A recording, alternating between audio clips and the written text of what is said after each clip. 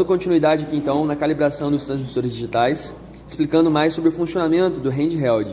O handheld é usado para configurar o transmissor digital e essa configuração é feita pelo protocolo HART. A ligação deles vem desses dois cabos aqui atrás e entra aqui, não importando muito aonde que entra. E bem, no handheld, vou desligar ele. A partir do momento, primeiramente, quando ele está bem conectado, vai aparecer online. Se aparecer nenhum dispositivo encontrado, tem algum mau contato na comunicação ou a conexão foi mal feita. Bem aqui, online tags. Primeiramente, a gente vai aperta 4, que vai em Detailed Setup, e depois a gente vai em Signal Condition 2. Porque aqui a gente consegue fazer algumas configurações que foram as que a gente trabalhou em aula.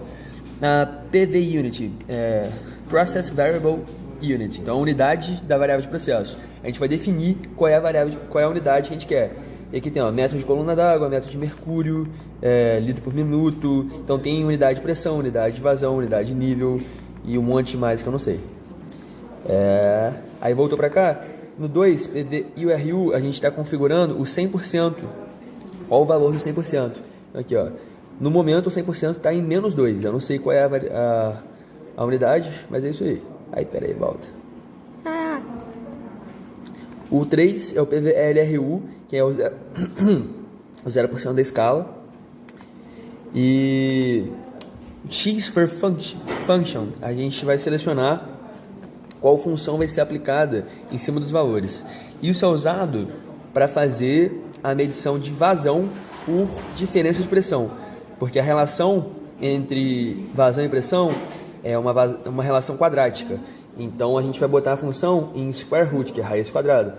Com isso, a partir da pressão diferencial, a gente consegue medir a vazão. Isso aqui, de escolher o 100% e o 0%, é usado, por exemplo, também na medição de nível, onde às vezes é necessário fazer supressão de zero ou elevação de zero. E, por exemplo, a supressão de zero é fazer com que o zero tenha valor 2, altura 2, e o 100% 12. Num caso, por exemplo, onde o tanque tivesse 2 metros acima do chão, então, e ele tivesse 10 metros. Então o nível seria de 0 a 10. Só que a gente quisesse que o transmissor ficasse na altura do chão, então 2 metros abaixo. Então a gente faria uma elevação de zero, onde o zero valeria 2 para pegar a base do tanque, e o 100% seria 12, que é a altura do tanque mais a distância do tanque ao chão. Isso é supressão de zero.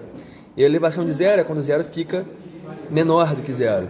Isso ocorre, por exemplo, quando nessa medição de pressão diferencial, a parte de baixa pressão aqui do transmissor, que é essa aqui, está conectada num fluido, num líquido que vaporiza e que iria prejudicar o transmissor por gerar condensados dentro dele. E então é preenchida a câmara de baixa pressão com o mesmo fluido já existente dentro do tanque que está sendo medido o nível. E aí, sendo preenchida, eles vão ter a mesma altura que o tanque. Quando o tanque estivesse em 0%, a câmara de baixa pressão já estaria com a altura toda do tanque.